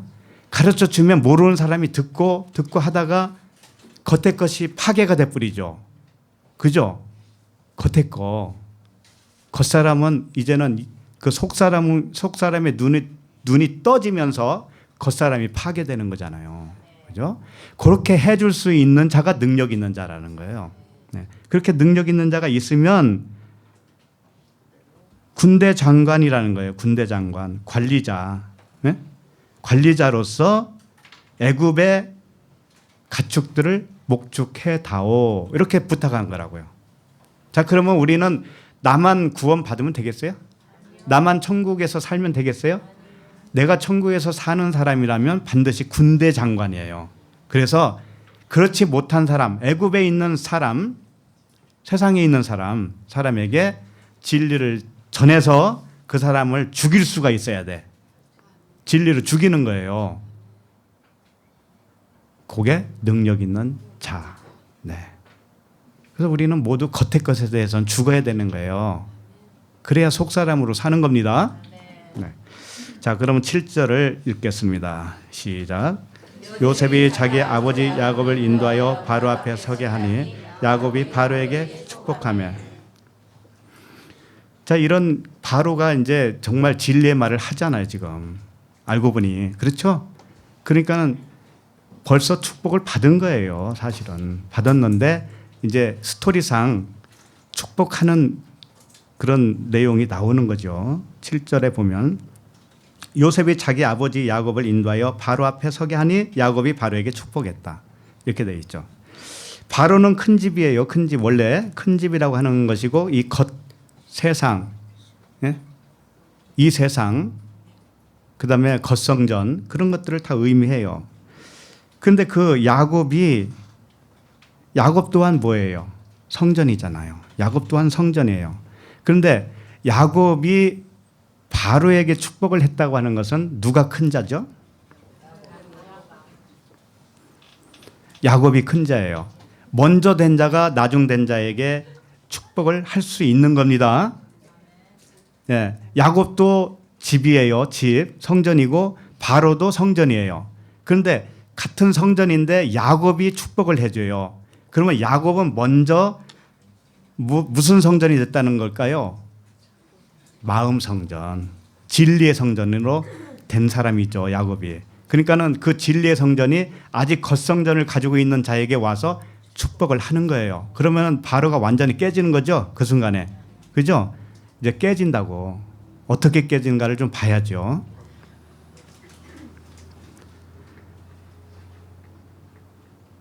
그래서 이 바로 앞에 왔다고 이렇게 돼 있어요. 7절 한번 다시 보면 요셉이 자기 아버지 야곱을 인도하여 그랬죠. 일단은 그 아버지를 그 바로에게 인도한 사람이 누구예요? 요셉이죠. 요셉이 중매쟁이잖아요. 쉽게 말하면. 그러죠? 중보자라는 뜻이에요. 중보자. 중보자는 한 분이시라고 그랬어요. 그분이 예수 그리스도. 예, 그것을 여기서도 가르쳐 주고 있죠. 그 예수 그리스도를 통해서 아버지와 아버지가 만나요. 성전과 성전이 만나서 둘이 깨지는 거예요. 자, 그것을 여기서 가르쳐 주고 있는데 바로 앞에 왔다고 그랬죠. 바로 앞에 서게 했다겠죠. 바로 앞이 뭐냐면은 파님이에요. 바로의 파님. 바로의 겉얼굴. 겉얼굴에 서게 했다라고 하는 단어가 아마드라고 하는 것인데, 자, 바로가 옆에 있어요. 있고 야곱이 거기 왔어요. 옆에 왔어요. 그런데 이게 무슨 뜻이냐면은 바로의 겉모양의 표면에 옆에 똑같이 섰다라는 거예요. 이게 아마드라고 하는 것이 서게 했다라는 뜻이라겠죠. 이것은 어떻게 사용하는 단어냐면은 같은 입장을 취했다라고 할 때, 같은 입장. 그러니까 야곱이 바로의 옆에 섰다라는 것은 바로와 어떤 입장? 같은 입장, 같은 입장. 근데 바로는 지금 겉에 것 앞에 섰다고 했죠. 파님, 겉모양 옆에 야곱이 같은 입장으로 취해 있는 거예요, 지금. 그게 누군지 알아요? 예수님이에요. 내가 예수와 함께 뭐예요? 세례 받아서 죽어야 되죠. 그것을 여기서 또 표현해 주는 거예요. 주님이 나의 입장이 되어 주셔서 함께 죽어 주셨단 말이에요. 예? 주님은 성전도 되고 아들도 되고 그리스도도 되고 다 하나예요, 하나. 그러니까 이렇게 저렇게 지금 표현하고 있는 거예요. 그러니까 야곱도 성전이지만 예수가 되는 것이고, 그죠? 요셉도 예수 그리스도가 되는 것이고, 다 하나인데 이 각자 어떤 역할로서 우리에게 설명을 하고 있는 것뿐이에요. 그래서 이제 나중에 보면 누가복음 할 때 나오겠지만은 하나님 나라는 시집가고 장가가는 거라고 그랬어요? 아니라고 그랬어요. 시집가고 장가가는 건 이 세상이죠. 이것은 모형이라는 거예요. 모형을 통해서 뭔가를 가르쳐 주는데 그 진짜는 뭐냐면은 시집가고 장가가는 게 아니야라는 거예요. 왜? 하나니까. 하나님과 우리가 한 덩어리란 말이에요. 한 덩어리. 둘이 아니란 말이에요, 결코. 한 덩어리. 근데 나만 떨어져서 나 혼자 사는 거예요, 그동안에. 하나님 옆에서 도와주세요. 이런 차원으로만 살았단 말이에요. 이것은 올바르가 않죠. 이건 진리를 모르는 거죠. 옆에서 도와주세요. 그 정도가 아니에요. 내가 하나님과 한 덩어리라니까. 한 덩어리인데 뭐 도와주고 마시고가 있어요. 내가 걸어가면 그분이 걸어가는 것인데, 내가 밥 먹으면 그분이 먹는 거예요. 그걸 알 때까지 가는 거예요. 모르니까. 그러니까 우울증도 생기는 거예요. 그래서 그걸 모르니까 화도 나고.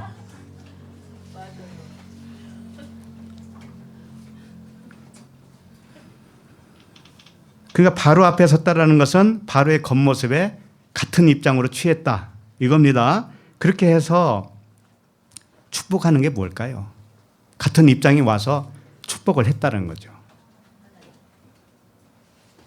같은 입장으로 죽어준 거예요. 죽어준 거. 죽어주는 것이 복이에요. 하나님이 우리에게 복을 준다는 건 뭐냐면은 그분이 죽어주신 것이 나와 같은 입장으로 죽어주신 것이 복이라니까. 근데 우리는 축복하면 뭐 받는 걸 말하잖아. 받는 거. 받는 거 맞기는 맞아요. 진리를 받는 거니까. 영생을 받는 거지. 예. 그래서 야곱이 바로에게 축복했다고 하는 이 바라크가 복이에요, 복. 이제 야곱이 바로에게 복을 주었으니까 축복이라고 그러죠. 축복은 뭐예요? 복을 빈다라는 거잖아요. 축복이 우리나라 말로는 복을 비는 것이죠. 이게 복을 빈다라기보다도 야곱이 바로를 축복했다고 하는 것은 복을 준 거예요. 복을 준 거. 복을 준 거예요. 근데 미완료 계속법으로 쓰여져 있어요. 이게 보면은 이게 뭐냐면 축복은 계속된다. 미완료, 완료가 없어요. 주님이 우리에게 한번 복 주고서 그냥 물러가면 어떻게 되겠어요? 이제 네 맘대로 살아봐라. 그러겠어요? 계속 우리와 하나라고 하나로 걸어가기 때문에 미완료예요. 미완료. 그래서 축복은 바라크인데 무릎을 꿇는다 이런 뜻을 가지고 있어요. 그러니까 야곱이 바로에게 축복했다고 하는 것은 야곱 입장에서는 자기가 무릎을 꿇어준 것이 돼요. 자기 입장에서는 하나님이 우리에게 복을 줬다고 하는 것은 하나님 자신이 무릎을 꿇어주신 거예요. 그러면 복을 받는 바로의 입장에서는 어떻게 되겠어요? 자기도 무릎을 꿇게 되죠. 똑같아. 같은 입장이니까. 우리도 복을 받으면 무릎을 꿇어.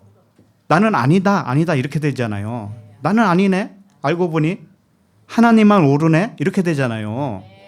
예, 그래서 나는 신뢰할 수 없어요. 나는 자기 자신들을 신뢰할 수가 없는 거예요. 그래서 그러면 누구만을 신뢰하겠어요? 하나님만. 그러니까 내 인생을 송두리째 누구에게 던져버릴 수가 있어요? 하나님이죠. 예. 이게 복받은 자의 삶이에요. 그래서 참된 축복이라고 하는 것은 복을 주는 자, 야곱처럼 복을 주는 자인데 이게 표면을 깰 수 있는 자예요. 표면을 깨는 거예요. 표면을 깨주고, 이게 쉽게 말해서 야곱이 바로에게 복 주기 위해서 어떻게 온 것과도 같으냐면은 그 바로가 이 가면을 쓰고 있어요. 쉽게 말하면 진짜 얼굴이 아니에요. 가면을 쓰고 있으니까 야곱도 가면을 쓰고 온 거예요. 이렇게 똑같이 같은 입장이에요. 그리고 진리를 가르쳐 주네. 하나하나 이렇게 가르쳐 주니까 누구의 얼굴이 벗겨지냐면은 야곱의 얼굴이 벗겨지는 거예요. 이렇게. 그러면 벗겨지는 것만큼 바로도 어떻게 되겠어요? 벗겨져요. 똑같아. 둘이 똑같은 거예요. 입장이. 그렇게 해서 완전히 가면을 확 벗겼어요. 이게 뭐냐면 복이라는 거예요. 이게 복이에요. 그래서 주님이 죽어주실 때 겉옷과 속옷을 다 벗어주는 것으로 표현하고 있잖아요. 그러니까 우리도 겉옷과 속옷을 다 벗어주는 거예요. 그러면 무엇만 남겠어요? 알몸만 남죠. 그게 육의 몸을 벗는 것이다라고 하잖아요. 회개. 육의 몸을 벗는 것이다. 그 누더기와 같은 육의 몸, 육체를 벗어버리는 거예요. 그럼 무엇로 사는 거예요? 영으로 사는 거잖아요. 영. 예.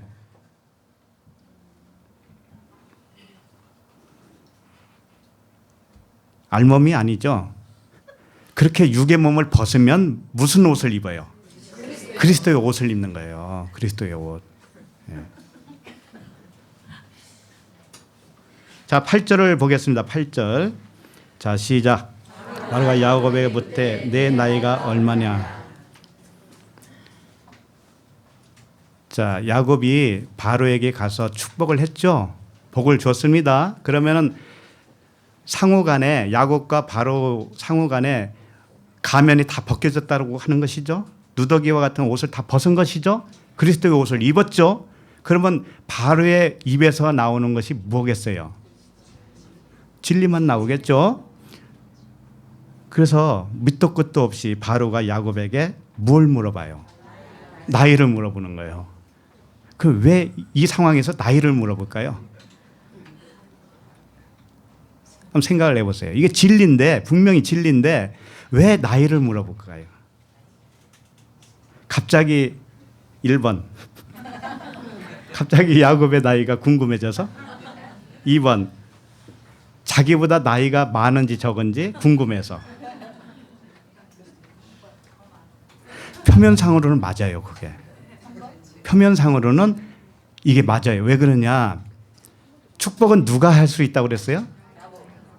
높은 자가 낮은 자에게 하는 것이죠. 그러니까 분명히 바로보다 나이 표면적으로 말하는 거예요. 나이가 야곱이 많아야 돼요, 적어야 돼요? 많아야 돼요. 얼떨결에 복을 받고 봤는데 이 친구 나이가 이게 궁금해지는 거예요. 나보다 어린 자가 나에게 축복하면 어떻게 되는 거예요? 건방지잖아. 그래서 사랑은 내리사랑인 거예요. 위에서 밑으로 내려오는 것이죠. 그러니까 겉으로 보기에는 뭐냐면 왜 나이를 물어봤냐면은 당신이 나를 축복했는데 나보다 나이 많은 자 보자 이거잖아요. 그거라니까. 표면으로는. 바로는 왕입니다. 왕. 야곱은 일개족장이에요. 일개족장. 일개족장이 와가지고 난데없이 축복을 해. 그러니까 나이라도 물어봐야지. 그런데 이게 육적 나이를 물어봤겠어요? 영적 나이를 물어본 거예요. 영적 나이. 왜? 자기보다 높아야 되잖아. 근데 그 나이도 숫자로 몇 살 이게 의미가 없는 겁니다.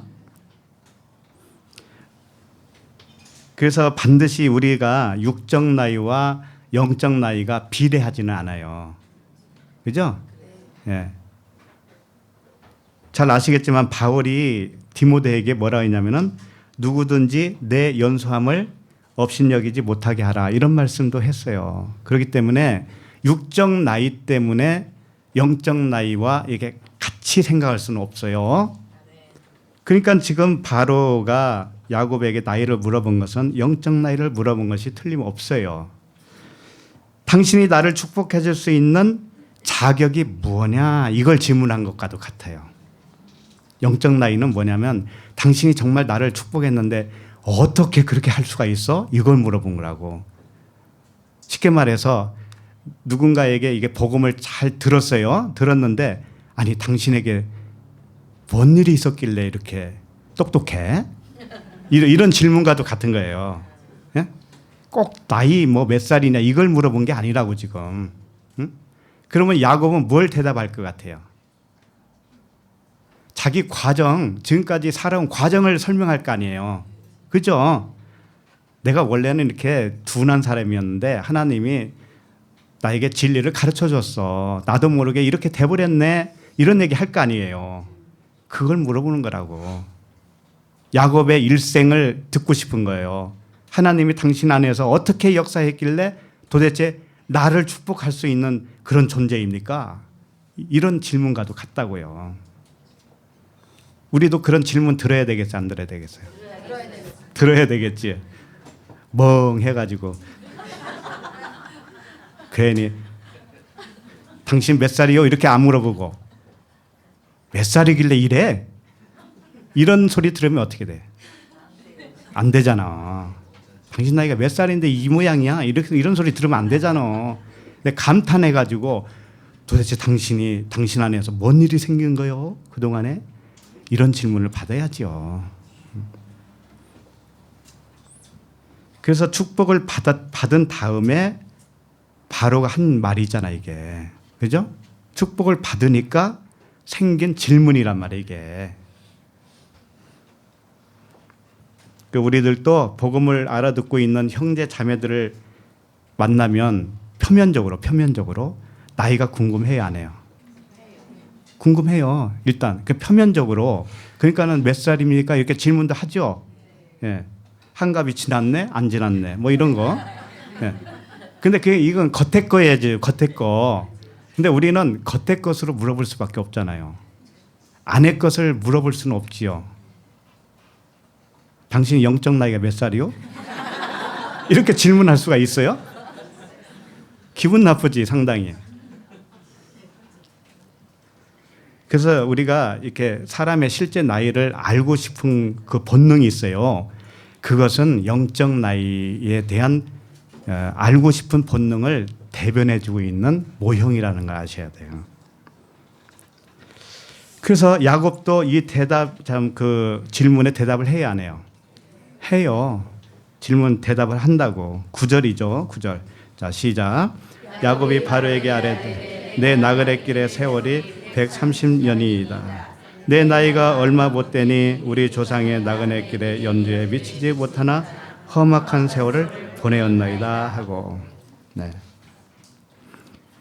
야곱이 뭐라고 대답을 했는가 하면은 첫 번째는 나그네 길이다. 나그네 길을 살았다. 이렇게 표현하는 거죠. 자, 나그네 길 세월을 살았다고 고백을 할 수 있는 사람은 진리를 안 사람이에요, 모르는 사람이에요? 안 사람의 고백이에요. 일단 그래요. 네. 그 모르는 사람은 어떻게 대답할 것 같아요? 나그네 길이라고 할까요? 잘 안 하죠. 그리고 나이가 몇 살이라고 되어 있어요? 130살이라고 되어 있고요. 그 다음에 조상에 비하면 많다고 그래요? 적다고 그래요? 적다. 이렇게 되어 있고 조상들보다 어리지만 어떻게 해요? 험악한 세월을 살았다. 이렇게 자기를 소개하고 있는 거죠. 자, 이게 전부 다 진리를 포함하고 있는 것인데 이걸 말함으로 인해서 내가 너를 축복할 수 있는 자격이 있는 사람이야 라는 것을 대답을 해준 거예요. 쉽게 말하면.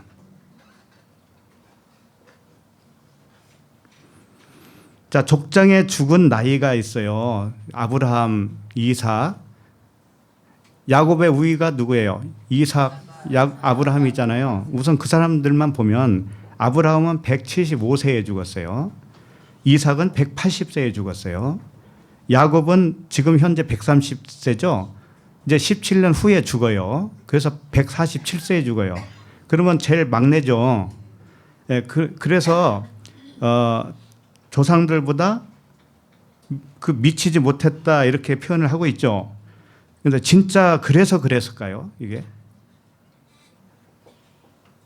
조상들보다 나이가 적기 때문에 그들에게 미치지 못했다 이렇게 표현했을까요? 그런 의미가 아니고 조상들은 죽어서 완성이죠. 근데 야곱은 지금 죽었어요, 안 죽었어요? 실제로 영적으로는 죽었지만 완성이 안 됐다는 의미를 지금 가르쳐 주고 있는 거예요. 그러니까 오늘 말씀은 세 번째 날이에요. 이 47장은 셋째 날. 셋째 날인가? 셋째 날이 맞아요. 그래서 야곱은 지금 무슨 말을 하고 있는가 하면은 아브라함이나 이삭이 죽어서 완성이 됐잖아요. 진리 완성. 완전히 완성. 거기에는 미치지 못한다라고 하는 것을 지금 표현하고 있는 거예요. 그러면 이 사람도 언제 완성이에요? 죽어야. 147세에 죽어야 완성이라는 것을 가르쳐주고 있는 말씀이고, 그 다음에 130년이라고 그랬는데 나그네 길의 세월이 130년이라고 하는 것인데 100은 상징의 숫자예요. 전부 다 130도. 100은 땅의 완성을 의미하는 단어예요. 10 곱하기 10은 뭐예요? 100이죠. 예. 10은 뭐예요? 충만한 수를 의미하죠. 완전한 수.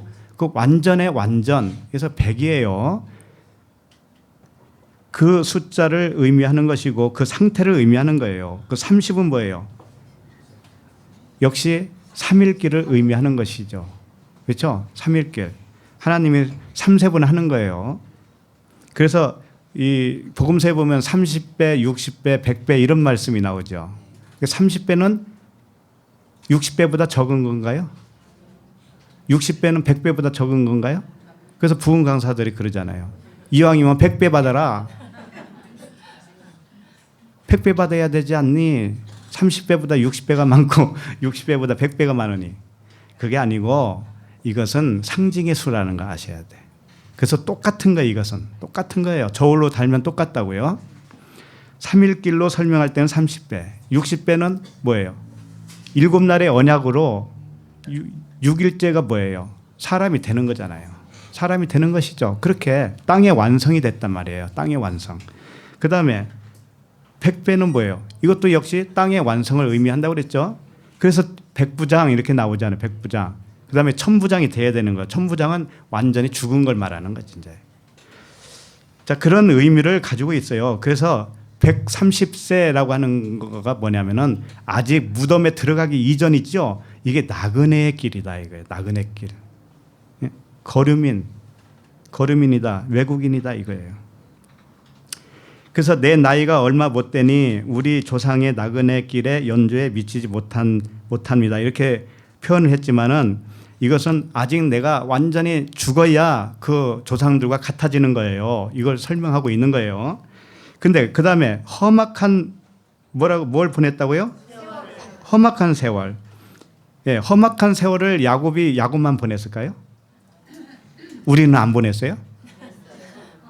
다 험악해요. 인생은. 근데 여기서 왜 야곱이 이렇게 표현했느냐 이거지. 이것은 험악하다고 하는 게 라거든요. 라는 보면은 나예요. 보면은 악하다는 거예요. 그러니까 인생의 길, 나그네 길은 뭐냐면 보는 거잖아요. 보고 있죠. 겉으로는 보고 있어요. 요게 악한 인생이었다. 그걸 표현하는 것이지. 야곱이 물론 고생을 많이 했죠. 라반에게 가서 21년 동안 고생했고 쥐어 터지고 그런 일 많잖아요. 어? 딸 하나 있는데 또 가다가 어떻게 해요? 어? 강간당하고 그랬잖아요. 근데 그렇게 돼야 된다니까. 다 진리를 말하고 있어요. 그러니까 그런 진리를 말하고 있는 스토리를 갖다가 나중에 와가지고 험악한 세월을 살았다. 이게 표현이 맞겠어요?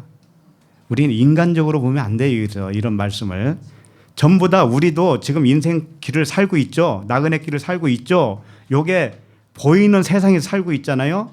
그럼 보이는 것을 보면은 이게 뭐예요? 악한 거예요. 이게 악하다, 험악하다. 이런 거예요. 그러니까 어디서 살아야 돼요? 고센에서 살아야 되는 거예요. 그래서 보는 것으로 사는 게 아니고 안 보이는 것으로 살아야 된다. 그걸 가르쳐주고 있는 것이죠. 그래서 야곱이 이제 깨달았잖아요. 이 긴 세월 동안 나그네와 행인의 그 삶을 살았다고 하는 것은 천국으로 살기보다는 이 보이는 것으로 살았는데 이제 진리를 깨닫게 된 지금 시점을 의미하고 있죠. 그러니까 지금부터는 이제 험한 세월이 아닌 거예요. 야곱에게는. 지금부터는. 지금까지는 뭐예요? 진리를 깨닫게 하기 위해서 계속 그 광야를 돌았단 말이에요. 요게 뭐냐면 악한 세월이라는 거, 험악한 세월. 근데 이것이 진리를 완전히 깨닫고 영생을 알고 천국의 기쁨과 천국에서 주는 그 소망과 능력으로 살고 있다면 그 사람은 이제 험악한 세월이 아닌 거예요. 자, 그럼 10절을 읽겠습니다. 10절 시작. 야곱이 바로에게 축복하고 그 앞에서 나오니라. 야곱이 바로에게 축복하는 것은 다름 아니라 겉의 것을 깨고 자신도 겉의 것을 깨서 보여주는 것이고 그렇잖아요.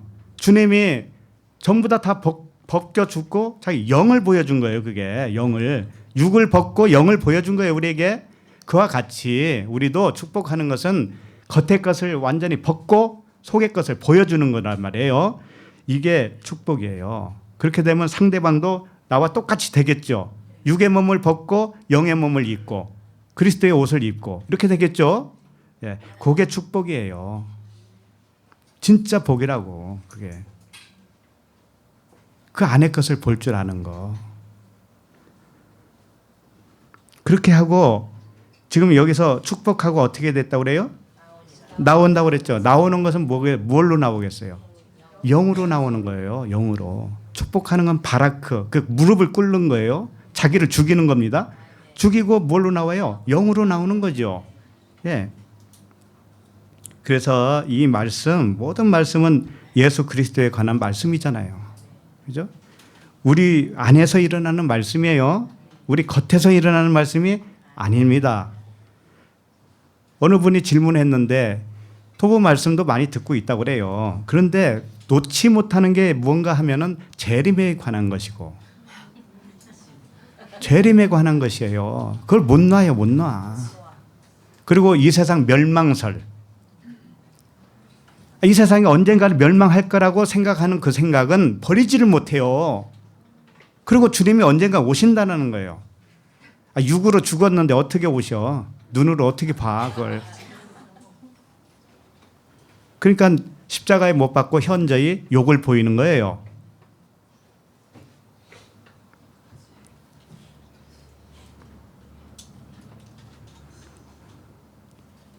그래서 우리 모두 겉의 것, 세상이잖아요. 이 세상.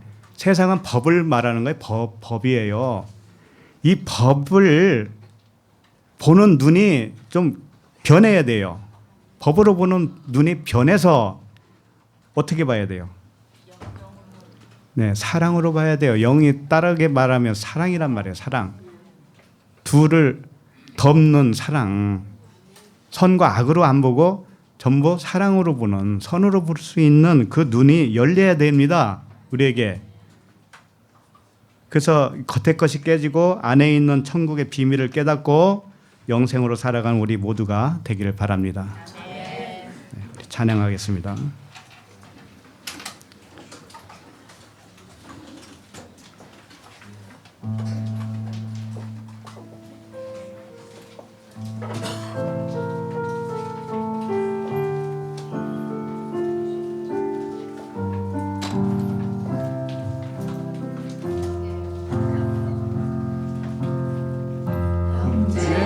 모습 속에 보이는 하나님 영광 아름다워라. 존귀한 주의 자녀 됐으니 사랑하며 섬기리. 우리의 모임 중에 임하신 하나님 영광 아름다워라.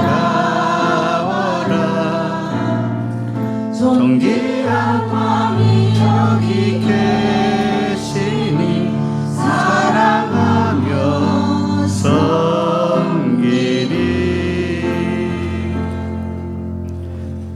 하나님 아버지, 요셉과 아버지 야곱과 5 형제와 바로의 대화에서 예수는 그리스도라는 진리를 발견하게 하시니 감사합니다.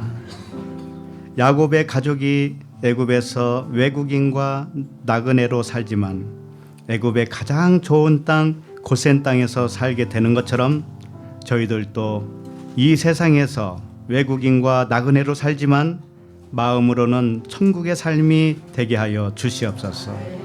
하나님 나라는 의와 평강과 희락이라고 하셨사오니 보이는 이 세상의 마음을 빼앗기지 않게 하시고 기쁨과 평강이 넘치는 영원한 생명으로 살아가게 하여 주시옵소서. 예수 그리스도 이름으로 기도합니다. 아멘.